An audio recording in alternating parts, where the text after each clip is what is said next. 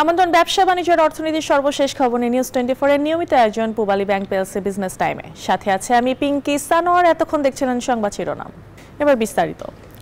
গত 10 মাসে ধারাবাহিকভাবে বেড়েছে প্রবাসী আয় বা রেমিটেন্স। এতে গেল 2.5 বছর পর আবারও রিজার্ভ $31 বিলিয়ন ছাড়িয়েছে। তবে রিজার্ভ স্থিতিশীল রাখতে প্রবাসী আয় ও রপ্তানির ঊর্ধ্বগতি ধরে রাখার আহ্বান বিশেষজ্ঞদের। এছাড়া বন্ধ হওয়া শ্রম বাজার চালু সরকারকে রিজার্ভের যথাযথ ব্যবহারের তাগিদও দিয়েছেন অর্থনীতিবিদরা। মিনা ফেরদৌস জানাচ্ছেন বিস্তারিত। 2024-25 অর্থ বছরের জুন মাস পর্যন্ত $30 বিলিয়ন বেশি প্রবাসী আয় বা রেমিটেন্স এসেছে, যা আগের বছরের তুলনায় 26.5% বেশি। এছাড়া আন্তর্জাতিক দাতা সংস্থাগুলোর অর্থ ছাড়ের কারণে রিজার্ভ বেড়ে দাঁড়িয়েছে $31 বিলিয়ন, যা গত 28 মাসের মধ্যে সর্বোচ্চ। রিজার্ভ স্থিতিশীল রাখতে রেমিটেন্সের প্রবাহ এবং রপ্তানির ঊর্ধ্বমুখী ধারা ধরে রাখার পরামর্শ বিশেষজ্ঞদের। তবে রিজার্ভ বাড়া কমা নিয়ে বিচলিত না হয়ে এর যথাযথ ব্যবহার প্রয়োজন বলে মত অর্থনীতিবিদদের। কোন পর্যায়ে থাকলে পরে রিজার্ভকে আপনি সাস্টেনেবল বলবেন, এই ধরনের কিন্তু কোনো ইকোনমিক্সে কোনো ফর্মুলা নেই। রিজার্ভটা প্রুডেন্টলি ব্যবহার করলেন কিনা সেটা হচ্ছে বড় কথা, তাই না? রিজার্ভ কম থাকলে আপনি প্রায়োরিটি সেক্টরে বেশি ব্যবহার করবেন, রিজার্ভ বেশি থাকলে তখন আপনি এটা ওপেন করে দিবেন। এটি হচ্ছে গভর্নমেন্টের কাজ। তবে রিজার্ভের স্থিতিশীলতা ধরে রাখতে টেকসই শ্রমবাজার গড়ার পরামর্শ বিশেষজ্ঞদের। বন্ধ হয়ে যাওয়া শ্রমবাজার সরকারিভাবে ফের চালুর তাগিদও দিয়েছেন এই অর্থনীতিবিদ। 10টা বাজার বন্ধ হয়ে গেছে। এই বন্ধ বাজারগুলো, প্রবাসী বাজারগুলো যে বন্ধ হয়ে যাচ্ছে বা যাচ্ছে এবং গেছে, এই বাজারগুলোকে পুনরুদ্ধার করার জন্য আমাদেরকে গভর্নমেন্ট টু গভর্নমেন্ট নেগোসিয়েশন করতে হবে। দক্ষ জনগোষ্ঠী পাঠাতে পারি বিদেশে, তাহলে আমার যে রেমিটেন্সের যে সুবাতাস বসছে এর থেকে 3 গুণ সুবাতাস আরো আমরা দেখতে পাবো। এদিকে ব্যাংকিং চ্যানেলে রেমিটেন্স আনতে বাংলাদেশ ব্যাংকের দেয়া প্রণোদনা বন্ধের চাপ রয়েছে IMF এর। তবে 2027 সাল থেকে প্রণোদনা বন্ধ হলে হুন্ডি বেড়ে যাওয়া সহ বৈধ চ্যানেলে টাকা কম আসতে পারে এমন আশঙ্কা বিশেষজ্ঞদের। হুন্ডি বেড়ে যাওয়ার সম্ভাবনা অর্থনীতিতে সবসময় থাকে, এবং যারা আসলে হুন্ডির সাথে জড়িত, এই হুন্ডির সাথে সংশ্লিষ্ট যারা, তারা তো আসলে রাজনৈতিক ছত্রছায়ায় থাকে। হুন্ডি নিয়ন্ত্রণ করার জন্য রাজনৈতিক সদিচ্ছা দরকার। একেবারে বন্ধ করার প্রথম উপায় হচ্ছে আপনার কারেন্সি কনভার্টেবল করা।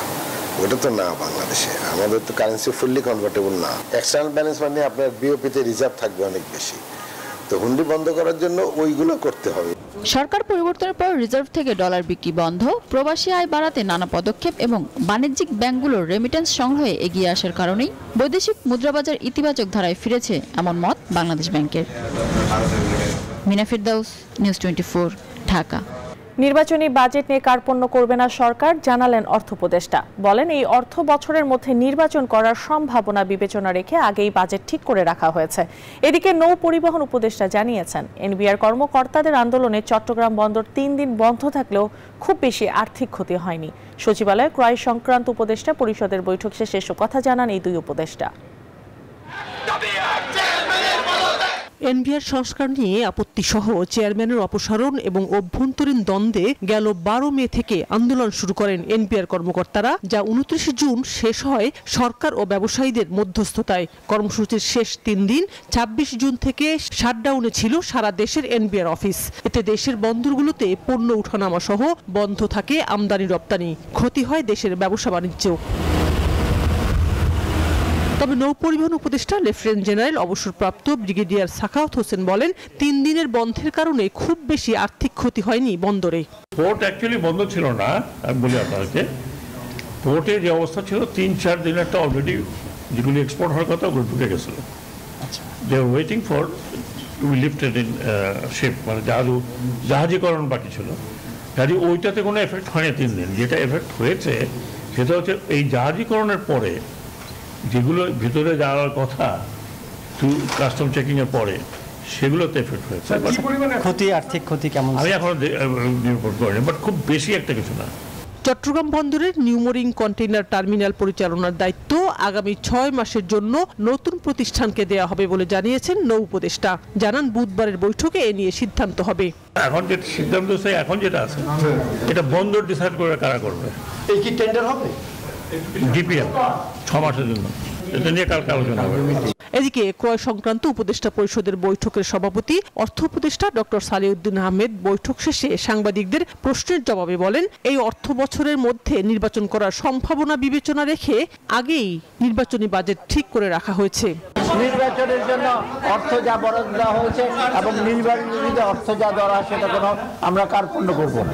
ক্রয় সংক্রান্ত এই বৈঠকে এলএনজি এবং সার কেনার সিদ্ধান্ত হয়েছে G2G ভিত্তিতে। তবে বেশি দামে যুক্তরাষ্ট্র থেকে গম কেনার বিষয়ে গণমাধ্যমে প্রকাশিত খবর নিয়ে মন্তব্য করেননি অর্থ উপদেষ্টা।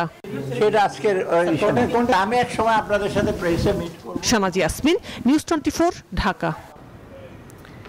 2024-25 অর্থ বছরের 17,12,492 জন করদাতা অনলাইনে আয়কর রিটার্ন জমা দিয়েছেন। পাশাপাশি 21,65,321 জন করদাতা ই রিটার্নের জন্য নিবন্ধন সম্পন্ন করেছেন। মঙ্গলবার এক প্রেস রিলিজে এই তথ্য জানিয়েছে জাতীয় রাজস্ব বোর্ড NBR। সংস্থাটি আরও জানিয়েছে, করদাতাদের চাহিদা ও মতামতের ভিত্তিতে অনলাইনে রিটার্ন দাখিল প্রক্রিয়া সহজীকরণ অধিক করদাতা বান্ধব করা হয়েছে। করদাতাদের নির্বিচ্ছিন্ন সেবা দিতে সারা বছর ধরে অনলাইনে রিটার্ন দাখিল এবং অনলাইনে তাৎক্ষণিক আয়কর সনদ প্রদান অব্যাহত ছিল, যা চলমান থাকবে।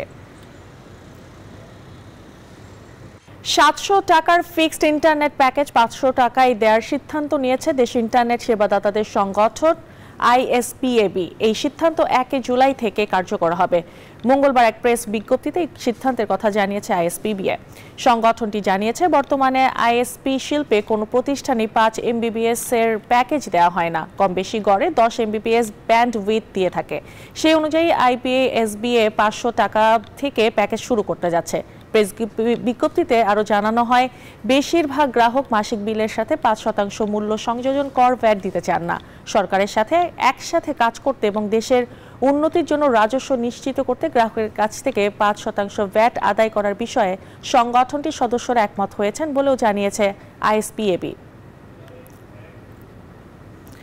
প্রতিষ্ঠার 57 বছরে প্রথমবারের মতো বাৎসরিক সক্ষমতার ক্রুড অয়েল পরিশোধন করেছে দেশের একমাত্র রাষ্ট্রায়ত্ত জ্বালানি তেল শোধনাগার ইস্টার্ন রিফাইনারি লিমিটেড।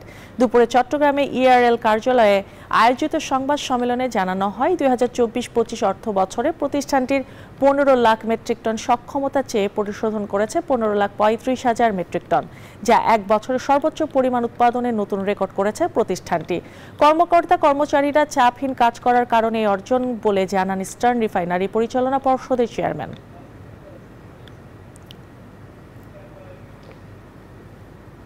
অভিবাসন নিয়ে বড় সিদ্ধান্ত নিল ইতালি সরকার। শ্রমিক সংকট মোকাবেলায় ইউরোপের বাইরের দেশগুলোর নাগরিকদের জন্য কর্ম ভিসা দেওয়ার সিদ্ধান্ত নিয়েছে দেশটি।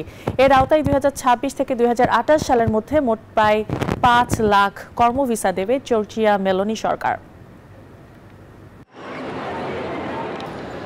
নিম্ন জন্মহারের কারণে গত কয়েক বছর ধরে জনসংখ্যা কমছে ইউরোপীয় ইউনিয়নভুক্ত দেশ ইতালিতে।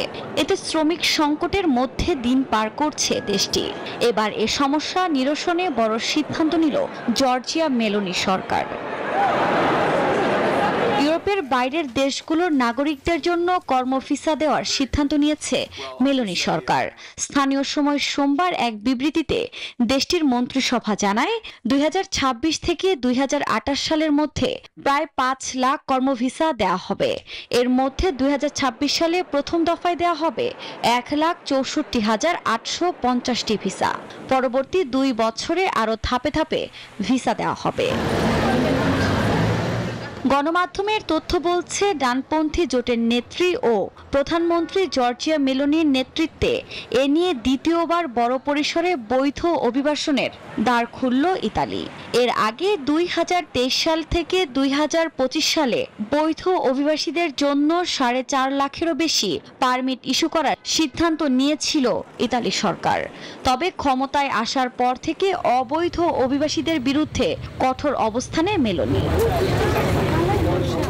তথ্য বলছে, দেশটির জনসংখ্যা আশঙ্কাজনক হারে কমে গেছে। সরকারি পরিসংখ্যান অনুযায়ী 2024 সালে ইতালিতে জন্মের তুলনায় 2,81,000 বেশি মানুষ মারা গেছে। এ অবস্থায় বিভিন্ন গবেষণা প্রতিবেদন থেকে জানা যায়, জনসংখ্যা ধরে রাখতে হলে 2050 সালের মধ্যে ইতালিকে কমপক্ষে 1 কোটি অভিবাসীকে গ্রহণ করতে হবে। আফরিন মৌ, নিউজ 24। এই ছিল পূবালী ব্যাংক প্রেস বিজনেস টাইমে এখনকার মতো আয়োজন। এতক্ষণ সাথে থাকার জন্য ধন্যবাদ সবাইকে।